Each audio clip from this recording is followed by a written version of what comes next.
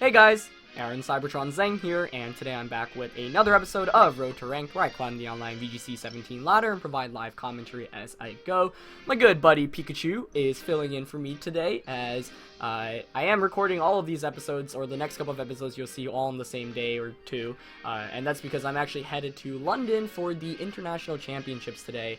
Of course, the VGC circuit has changed a little bit, so in real life, you know, there are 4 international championships now, which are like the previous national championships, and I decided to go to London because I didn't think, you know, when else will I ever be able to play Pokemon in London, and especially when else will I be able to play a new metagame at this time, and tickets were very cheap for how much London tickets normally are, so I decided to make the trip over there.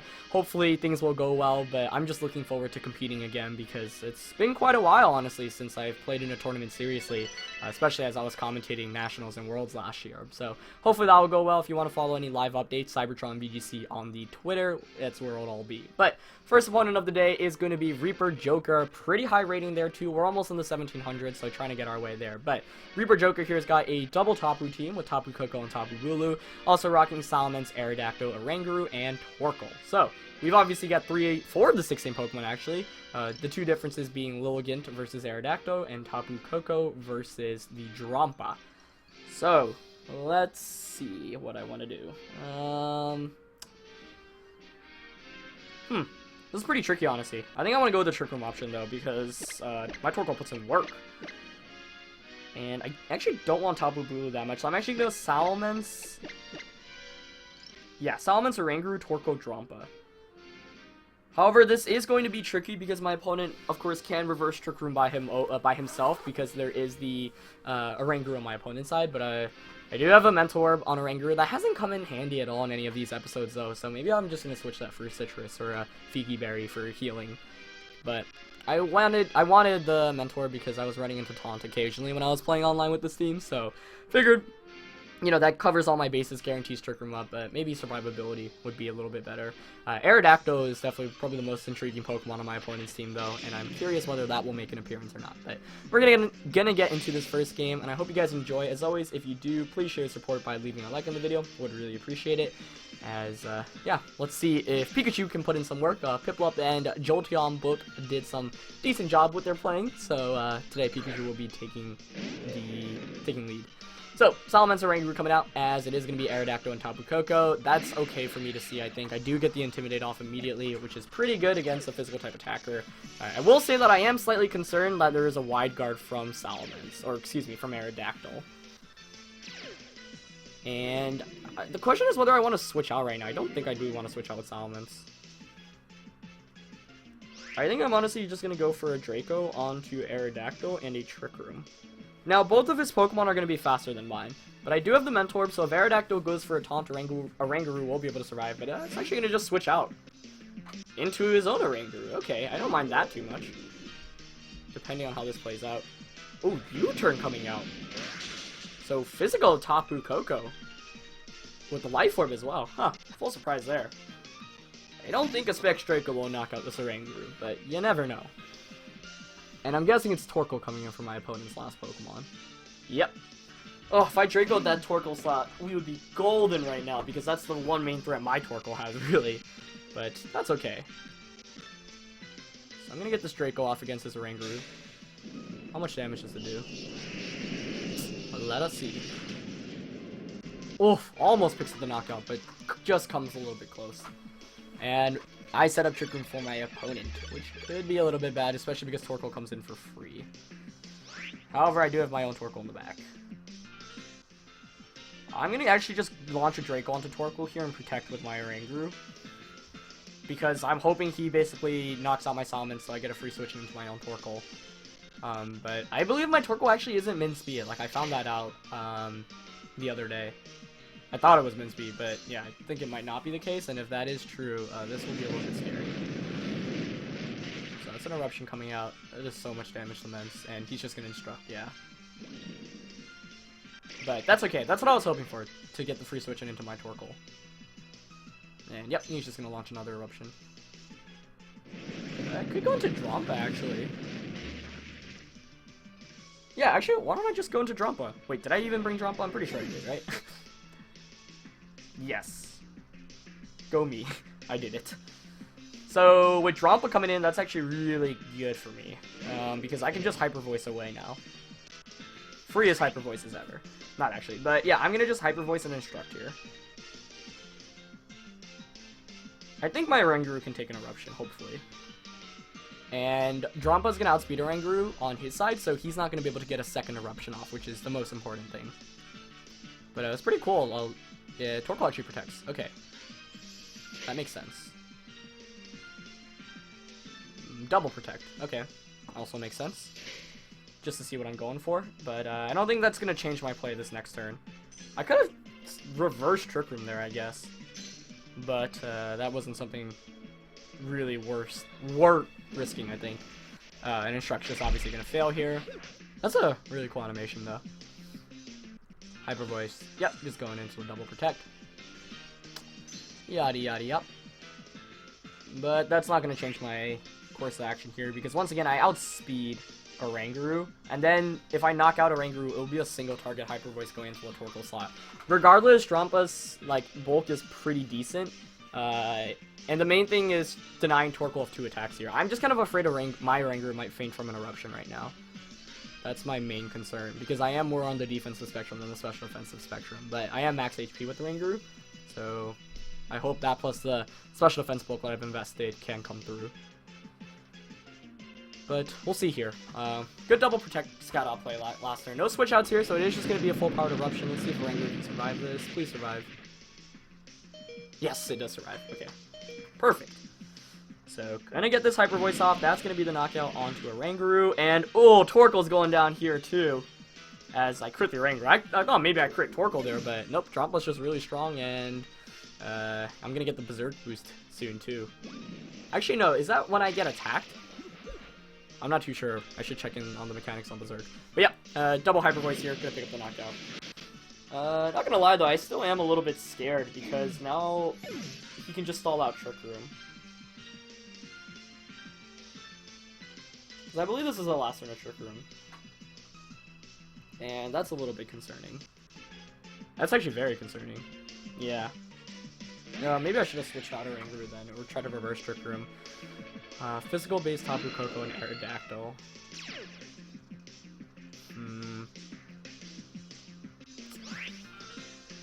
It's the last return of Trick Room, yeah. So he just has to double protect here. I think I might still lose this game, honestly. Because Torkoal's my last one. I win off knocking out Aerodactyl.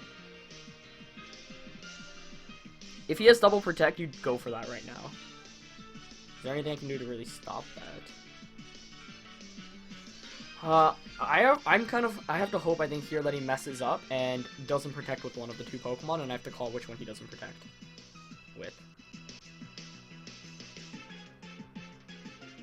I'm gonna go for the Tapu Koko Instruct target here, because he could have Wide Guard with Aerodactyl.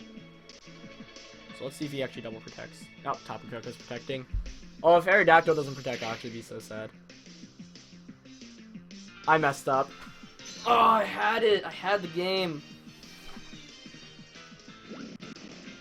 Ah, he didn't Wide Guard either, so I could have just Hyper Voice there to be safer. Yep. Nah, he's just gonna Rock Slide probably. Yep. That's frustrating. Felt like a 50-50 call. Like, he should have just double protected, but maybe Aerodactyl doesn't have protect. That's something I'm not sure about. Sunlight fades, Trick Room expires, electricity disappearing. That could be a big deal, actually. But I don't think Torkoal can really, like, Drampa's gonna faint here. Oh, I'm so frustrated. I could have made the call and just doubled up into Aerodactyl. And I guess Aerodactyl, well, like, I was like, oh, Aerodactyl's a bigger threat. There's no way he's gonna allow me to knock it out. So I was hoping I could just double target into Koko since it didn't seem like I had a way to knock things out. But yeah, well played by my opponent. I'm just going to protect and Heat Wave here. If he misses a Rock Slide, then maybe I can still win the game in the late game. But I also need Heat Wave to knock out Tapu Koko. Or a burn onto Aerodactyl. Those would work. But it's definitely a tight situation. This is where it's like my opponent executed well by making me not use my Trick Room well enough. And it is just a Rock Slide coming out.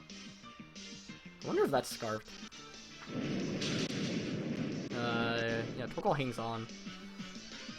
He does go for a Wild Charge. I might be able to survive this. Yeah, I am. able to. So if I don't flinch here, and I double connect with Heat Wave. Never mind. Pokemon doesn't want to give me a chance. GG. That was well played by my opponent. I think, like, I just got caught off guard by the double switch in early on, and that was some very good management, as Wild Charge's just going to come out onto Dronpa. I would have needed Rock Slide to miss anyway to win the game, but my biggest, like, I had the game, I actually made the call, right? I was like, I need one of these two Pokemon not to protect, and I need to double up into it, but I should have Hyper Voice, I guess, but I was hoping, you know, like, I was fearing the Wide Guard, because if he does Wide Guard and I Hyper Voice, then he just gets a free attack off, and I don't get anything, and that effectively wins in the game as well. So I gambled a little bit, and it didn't work out in my favor. But, you know, there was a reason why my opponent's rating was pretty high. It was a very well-played game, for sure. And I could have played a little bit better, especially with the predictions earlier on. But very, very fun game, for sure.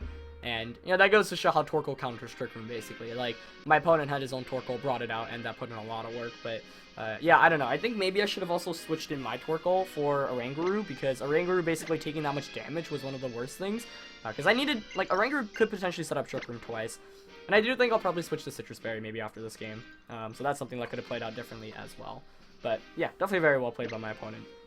And a fun game in that. I think if I could have played things, or if I could replay things, in terms of what I would have done. Obviously, like, it would have been really nice to call the Aerodactyl, going for an attack that turn instead of Tapu Koko. But the reason why I was like, there's no way he's going to risk the Aerodactyl was because I have Torkoal presumably in the back, and, you know, Aerodactyl does more damage to it than Tapu Koko does.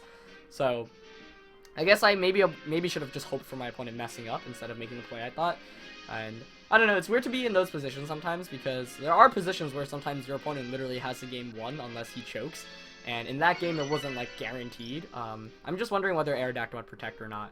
Because if I did have protect, then you should probably go for protect there. But we're going to find our second opponent of the day, Joshua, with a team of, really interesting team actually, Riombi, Triple Ice with Glaceon, Ninetales, Alolan form, and Sandshrew Alolan form, Mimikyu, and Clef. So, I think this might just call for Torkoal and Lilligant, honestly. And yeah, I'm going to have Oranguru to try to set up Trick Room. And for the last one, you do see the Ice weakness coming in right now, so this will be a test of whether I can handle the Ice weakness or not. For the last one, who do I want? I guess Dronpa, because under Trick Room I can just Hyper Voice things. So let's try to recover from that loss, bounce back from it, and pick up a win in this one. Yeah, that was just a really well played game by my opponent though, and I could have played it 1 or 2 turns better, but overall, like, I'm content. Like, the matchup was kind of tricky, and my opponent just did a great job. But let's see what comes in right now for my opponent. It's going to be Torkoal and Lilligant, and this guarantees the weather up because Ninetales will be slower. And he actually leads with Ninetales, which is terrible, terrible news for him. Because, as always, Ninetales is significantly faster, so we'll get the weather off first, which means I actually win the weather war. Which is very, very good for me because I literally can just after you Eruption. And there's nothing my opponent can really do to stop that. So, couldn't have asked for a better lead matchup here. And I think I've learned my lesson after losing to Shady with his trusty Ninetales. I was like, yeah, I'm just going to lead Torkoal against any Ninetales team. Because, I don't know, I think, like, if you do have Hail Up in the beginning, then you're like, oh, I can Blizzard, and, like, sometimes you don't even consider the switch in. But if you have Sun Up immediately, then that contemplates you to switch. And, yeah, like, I'd rather my opponent not try to go for Blizzard. Oh, it's a Helping Hand coming out. Interesting. Let's see. He has to be Sashlet, right? Because otherwise, he's just going to faint to this Eruption. So after you, Eruption coming out. Nope, no Sash.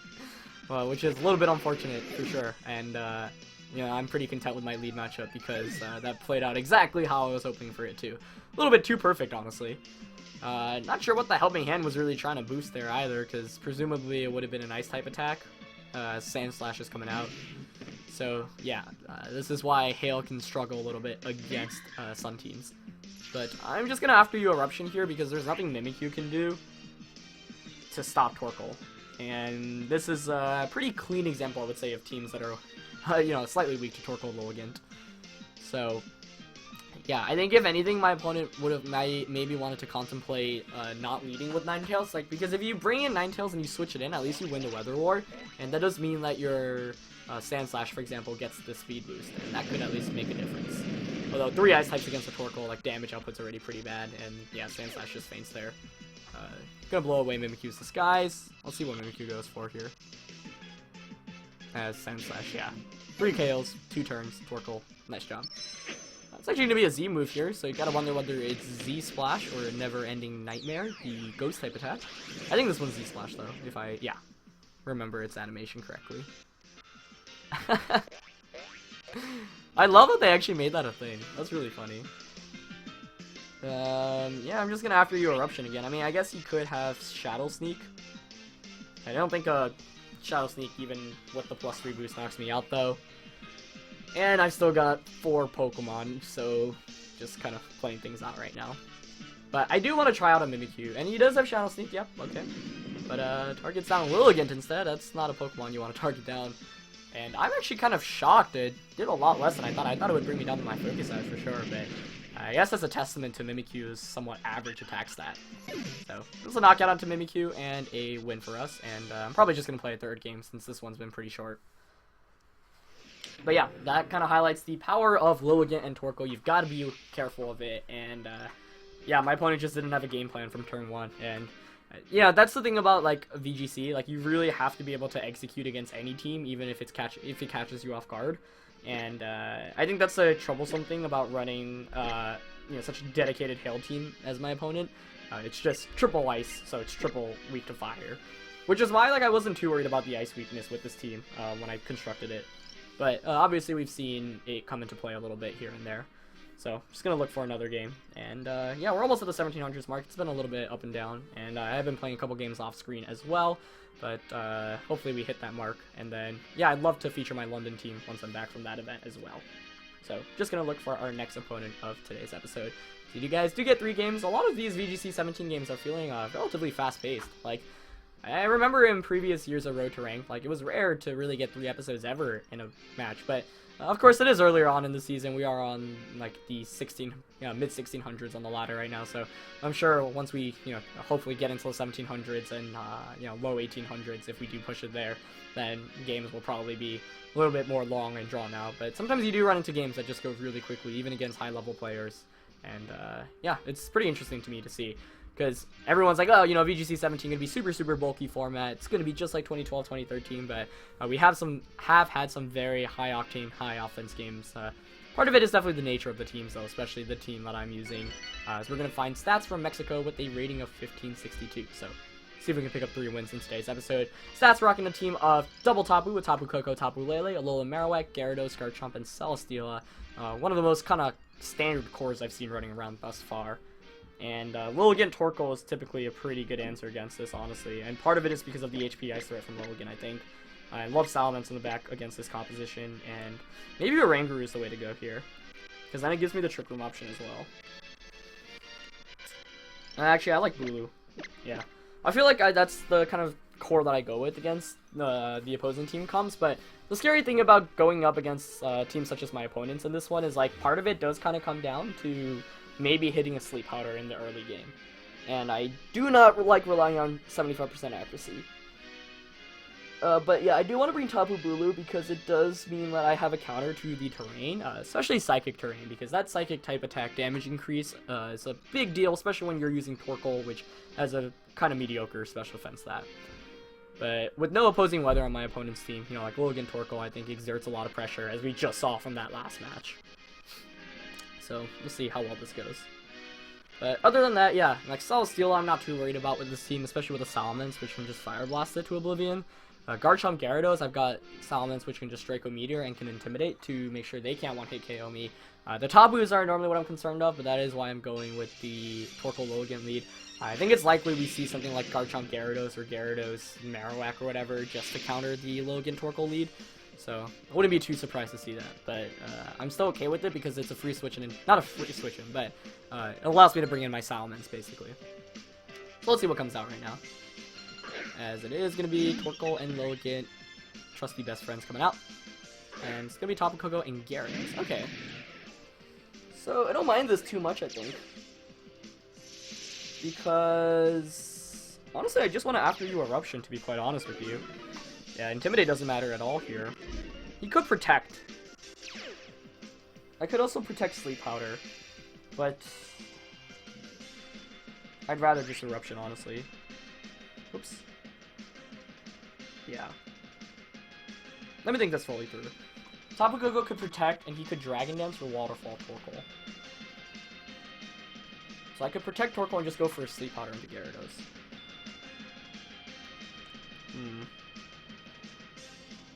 I'm still gonna go for it, though. Oh, Gyarados protects, but that means Koko should not be protecting, which is really good for me here. Perfect. Let's see if it's sashed, because if it's not, I should be able to just pick up a one-hit KO. Unless he's really bulky. So let's see. Torkoal getting this Eruption off.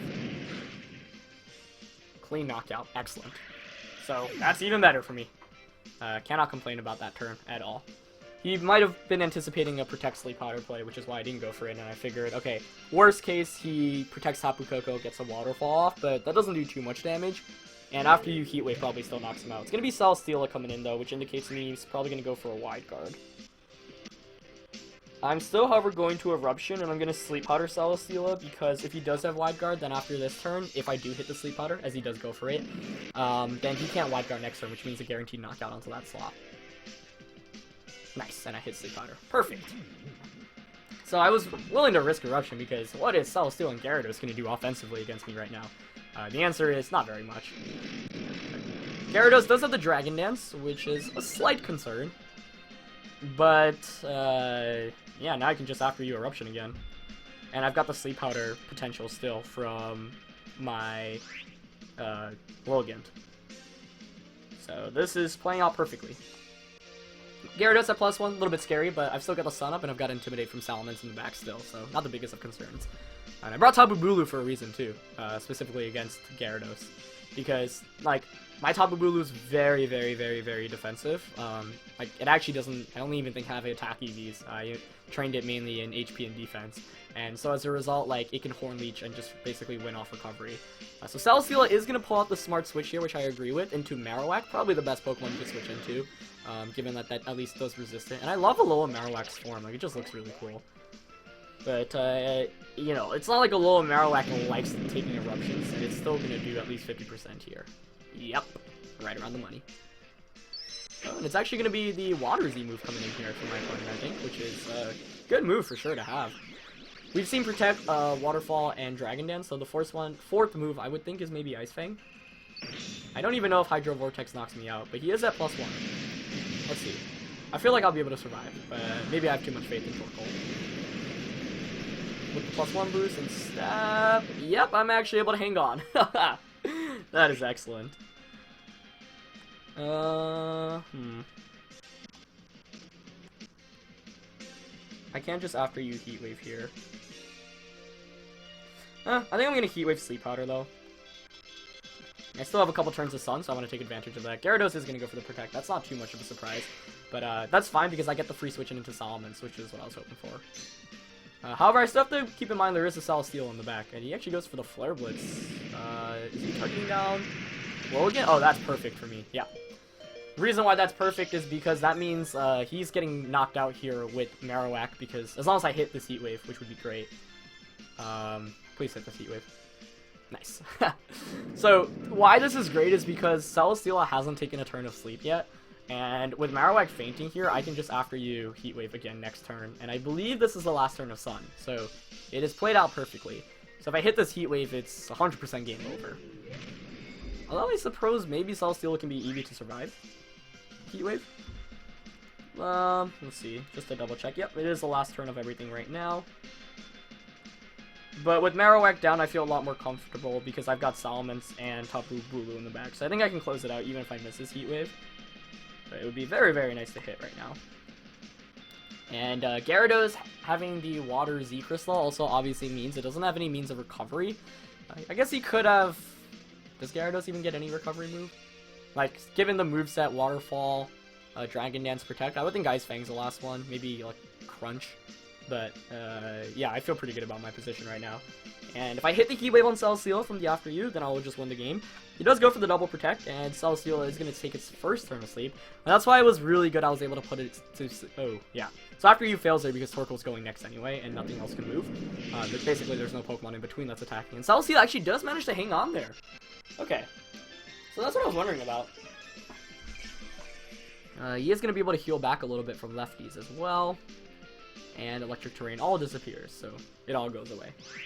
But that is fine. I'm just gonna bring in Salamence, and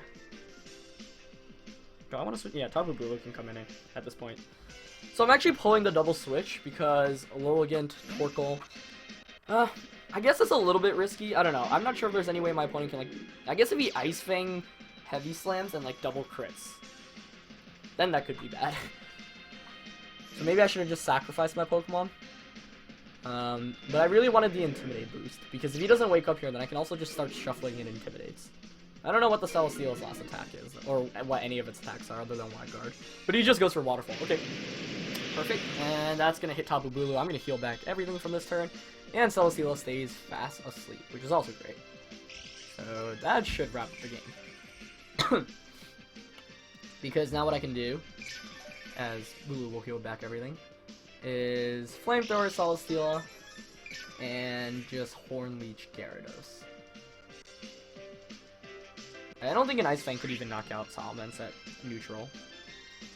Might be able to. But, yeah. And this should effectively lock things up, I think. He does have Ice Fang. Let's see if he KOs. Oh, it actually does pick up the knockout. Okay. So I wasn't too sure about that. He does wake up. He does Heavy Slam. That should have knocked me out, though. Let's see. Oh, yeah. Wow, I take that relatively well, actually. And I am going to get this Horn Leech off. Which knocks out Gyarados. Great. So, yeah, maybe I should have switched Mence out. Like, I thought I could take the Ice Fang, but I guess I'm too used to -1 Ice Fang calcs. Yeah, I'll just bring in... I think I bring in Lilligant here. Yeah. And just Sleep Powder. So this is still scary because it's a Celesteela. So I didn't play it optimally. I should have switched out last turn, and I got a little bit too greedy.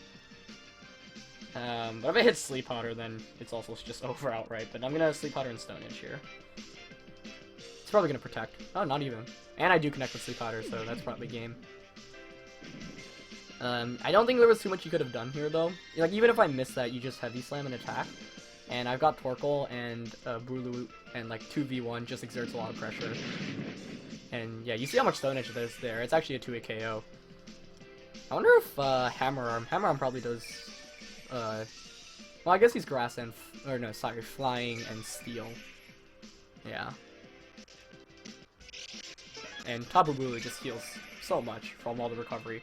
But yeah, that's a good calc to keep in mind. He does knock out with... what's it called? Does knock out with...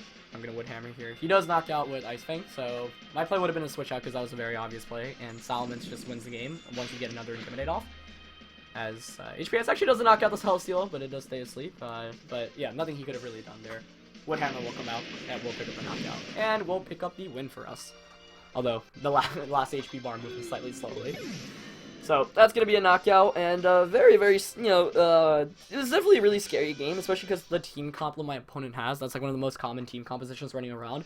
I wouldn't be surprised to run into a couple of those in London this weekend, but that ended up working out pretty well, and part of it was just Torkoal putting on so much pressure right from the start, getting up a knockout, and just going from there. So, yeah, a really, really fun one for you guys. We were able to fit in 3 full games, and I hope you guys enjoyed. As always, please leave a like if you did enjoy, and I'll see you guys with the next episode. Alright, peace.